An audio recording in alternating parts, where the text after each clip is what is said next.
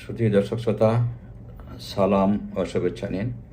Safety first চ্যানেলের পক্ষ থেকে স্বাগত। আজকের আলোচনার বিষয় বিশ্ব উষ্ণায়ন ঠেকাতে আমরা কি করতে পারি, আমাদের কি করণীয়।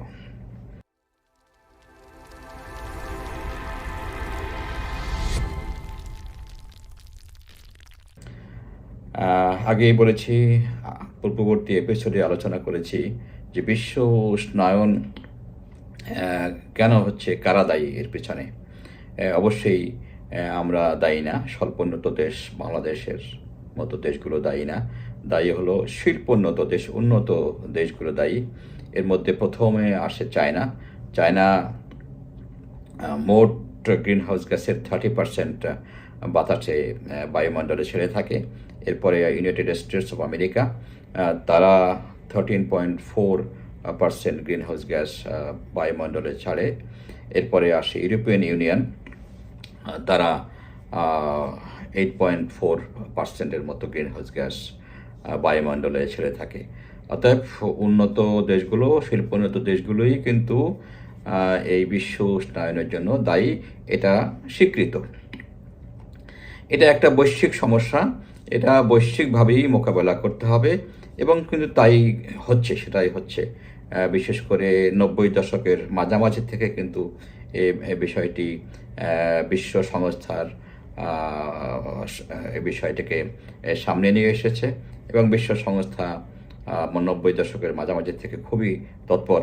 তারপর থেকে প্রতি বছর কিন্তু এই বিষয়টা নিয়ে গুরুত্বের সঙ্গে আলোচনা হয়, যেটাকে বলা হয় কপ, কনফারেন্স অফ পার্টি। প্রত্যেক বছর এই মিটিংটা কিন্তু হচ্ছে, সেখানে আলোচনা হচ্ছে, সেগুলো সব কিছু বিশ্লেষণ হচ্ছে এবং সেখান থেকে সিদ্ধান্ত দেওয়া হচ্ছে এবং টার্গেট ফিক্স করে দেওয়া হচ্ছে উন্নত দেশগুলোর জন্য, যে তারা কিভাবে এটা কমাবে।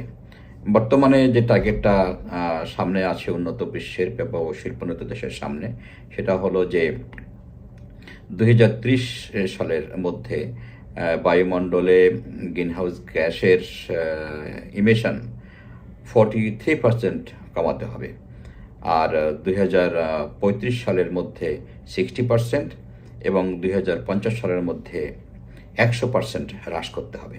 তার মানে নেট জিরো, বায়ুমণ্ডলে কোনো রকম গ্রিনহাউস গ্যাস, যেটাকে আমরা বলি কার্বন ডাইঅক্সাইড, সেটা বায়ুমণ্ডলে ইমিশন করা যাবে না 2050 সাল পর্যন্ত।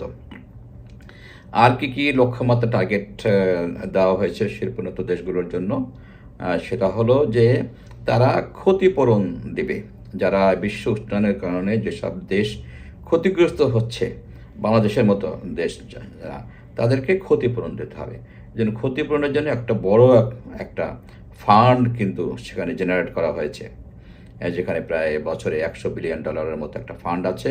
বিভিন্ন প্রজেক্টের মাধ্যমে এই টাকাটা ক্ষতিগ্রস্ত দেশকে প্রদান করা হবে। কোন খাতে দেওয়া হবে? অ্যাডাপ্টেশন, মানে এর সাথে মানিয়ে চলার জন্য যেসব প্রকল্প দরকার, সেই সব প্রকল্পে এই টাকাটা ব্যয় হবে।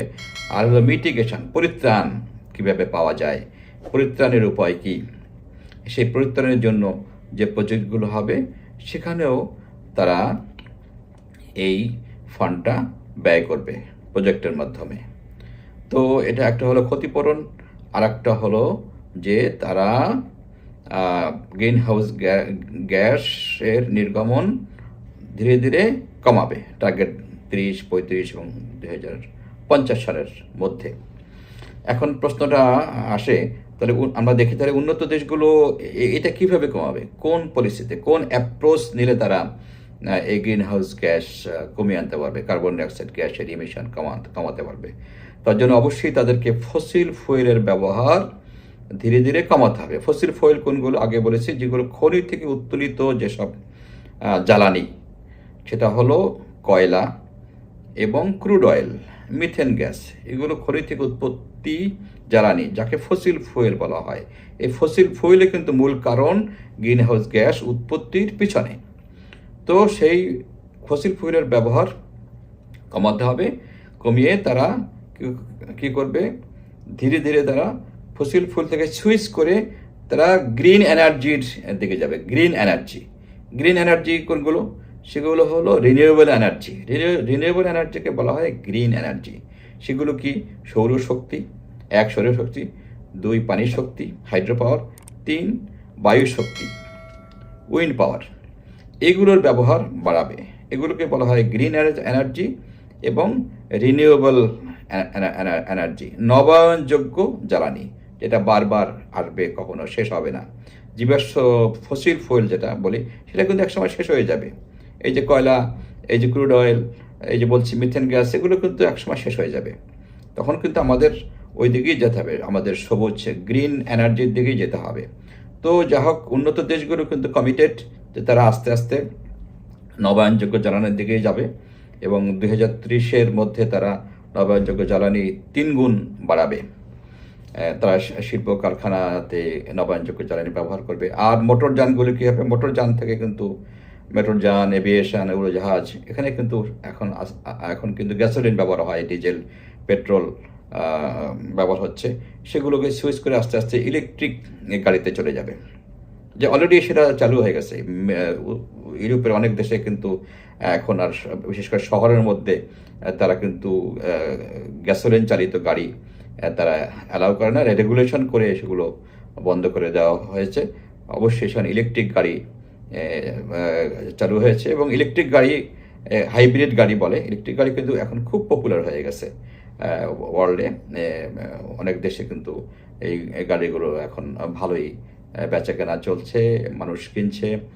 এটা কিন্তু আস্তে আস্তে দিন দিন জনপ্রিয় হয়ে উঠছে। এই পর্যায়ে এখন আমাদের বাংলাদেশের করণীয় কি? এখন আমরা শুনলাম এতক্ষণে যে উন্নত দেশগুলোর টার্গেট কি, লক্ষ্যমাত্রা কি, তারা কি করতে যাচ্ছে, সেটা আমি বললাম। তাহলে আমাদের বাংলাদেশের মানুষের করণীয় কি? আমাদের করণীয়, এই যে প্রচণ্ড গরম তাপমাত্রা, দাহ হচ্ছে, এখান থেকে পরিত্রাণ পাওয়ার জন্য আমাদেরকে প্রচুর পরিমাণে গাছ লাগাতে হবে। গাছ লাগালে হবে না, গাছের পরিচর্যা করতে হবে। পরিচর্যা করিয়ে গাছকে বাঁচিয়ে রাখতে হবে, সবুজায়ন করতে হবে। সবুজায়ন করলে উপকার তো আমরা জানি যে সে আমাদের অক্সিজেন দিবে এবং বায়ুমণ্ডল থেকে এই যে কার্বন ডাইঅক্সাইড সে শোষণ করে নেবে আর কি। এই কাজটা আমাদের করতে হবে। আর কি করতে হবে? আমাদের ওই যে ক্ষতিপূরণ নিতে হবে। আমাদের কিন্তু বিশ্ব উষ্ণায়নে আমাদের কিন্তু ভূমিকা খুবই নগণ্য। আমরা 0.43% গ্রিন হাউস গ্যাস আমরা বাতাসে, বায়ুমণ্ডলে ছেড়ে থাকি, খুবই নগণ্য। কিন্তু আমরা একটা ক্ষতিগ্রস্ত দেশ। বিশ্বের মধ্যে যতগুলো ক্ষতিগ্রস্ত দেশ, ভালনারেবল দেশ আছে, আমরা কিন্তু তার 7ম ক্ষতিগ্রস্ত দেশ। বিশেষ করে আমাদের কোস্টাল জোনের যেসব জেলাগুলো আছে, সাতক্ষীরা, খুলনা, বাগেরহাট, এই অঞ্চলটা কিন্তু এই যে ক্লাইমেট চেঞ্জের জন্য প্রচণ্ড ক্ষতিগ্রস্ত হচ্ছে। সেখানে জমিতে লবণাক্ততা বাড়ছে, জমি খরা হচ্ছে, মিষ্টি পানির অভাব, সুপেয় পানির অভাব, এমনকি ডিপ টিউবওয়েল থেকেও কিন্তু সেখানে ওই সব অঞ্চলে কিন্তু কোনো মিঠা পানি পাওয়া যায় না। কোনো ওই লবণ পানি হয়তো আসে, না হয়তো আয়রন যুক্ত পানি আসে। অতএব সেখানে কিন্তু খাবার পানির তীব্র সংকট এক, আর জমি জমাতে লবণ পানি ঢুকে যাওয়াতে একবার ঢুকলে তো সে তার প্রভাব অনেক বছর ধরে থাকে, সেখানে আর ফসল হয় না। এই যে খরা হচ্ছে, এই যে খরা, আবার কখনো কখনো সেগুলো আবার মানে বিভিন্ন দুর্যোগের সময় সাইক্লোন, আইলা, সিডারের মতো যখন হয়, সাইক্লোন হয়, তখন কিন্তু লবণ পানি তাদের জমিতে ঢুকে তাদের কিন্তু ফসলাদিও কিন্তু নষ্ট হচ্ছে। এই যে ক্ষতিগ্রস্ত হচ্ছে, এই কতটা ক্ষতি হচ্ছে বিভিন্ন ডিরেকশনে, তাদের জীবন জীবিকার উপরে যে বিরূপ প্রভাব পড়ছে, এই ক্ষতিপূরণ আমরা দাবি করতে পারি। এগুলো আমাদের হিসাব করতে হবে। আপনি কতটা ক্ষতিগ্রস্ত, কতটা আপনি ফসল নষ্ট হচ্ছে, কতটা আপনার মাছের ক্ষতি হচ্ছে, কতটা আপনার গরু, ছাগল, পশু পাখি, সব ধরনের যে ক্ষতিগুলো হচ্ছে, সেই ক্ষতিগুলো কিন্তু আপনারা হিসাব করে আপনার সংশ্লিষ্ট দপ্তরের মাধ্যমে সরকারের কাছে পৌঁছাবেন যে আমরা এইভাবে ক্ষতিগ্রস্ত হচ্ছি এই বিশ্ব উষ্ণায়নের কারণে, ক্লাইমেট চেঞ্জের কারণে, আমরা এর যথাযথ ক্ষতিপূরণ চাই।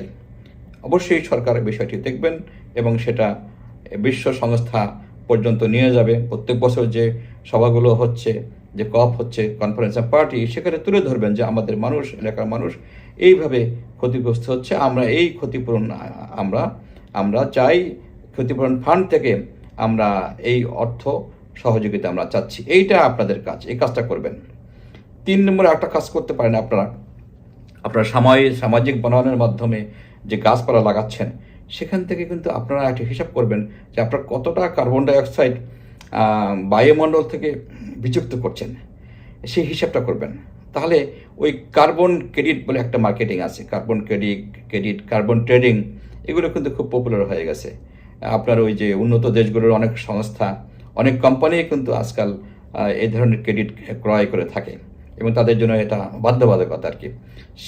সেই কতটা কার্বন ডাইঅক্সাইড আপনি বাতাস থেকে বিযুক্ত করেন, সেই হিসাবটা আপনি রাখবেন। রেখে সেইটা আপনি কিভাবে সেল করতে পারেন উন্নত দেশগুলোর কাছে, সেই মেকানিজমটা আপনারা বের করবেন এবং সেই পথে আগাবেন, সেই পথে আপনারা পদক্ষেপ নেবেন। এই ধরনের আরও অন্যান্য প্রজেক্ট আপনারা নিতে পারেন। ধরেন বায়োগ্যাস প্লান্ট থেকে আপনি কিন্তু মিথেন গ্যাস বায়ুমণ্ডলে না ছেড়ে সেটা কিন্তু আপনি রান্নার কাজে ব্যবহার করছেন জ্বালানি হিসাবে। তাহলে আপনি মিথেন গ্যাস কতটা আপনি সেভ করলেন, তাহলে বায়ুমণ্ডলে আপনি এখানে একটা অবদান রাখলেন যে বায়ুমণ্ডলে মিথেন গ্যাসটা ছাড়লে বায়ুমণ্ডল উত্তপ্ত হতো। মিথেন কিন্তু একটা গ্রিন হাউস গ্যাস।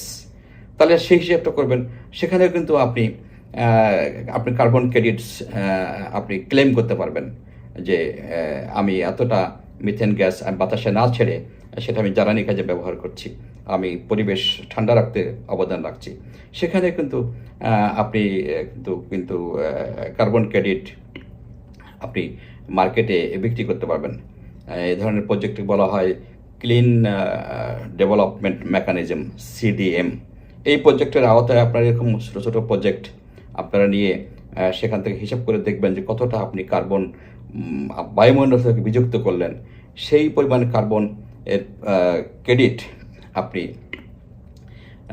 মার্কেটে সেল করার ব্যবস্থা আপনি করতে পারেন। সেই রকম মেকানিজম আছে, যেটা প্যারিস এগ্রিমেন্টে 2015 সালে সিদ্ধান্ত হয়েছে যে এই ধরনের কার্বন ক্রেডিট বেচা কেনা তারা ইন্টারন্যাশনাল মার্কেটে করতে পারবে এবং উন্নত দেশ বা উন্নত দেশের বড় বড় কোম্পানি, ধরো মাইক্রোসফটের মতো কোম্পানি, তারা এগুলো ক্রয় করে নেবে।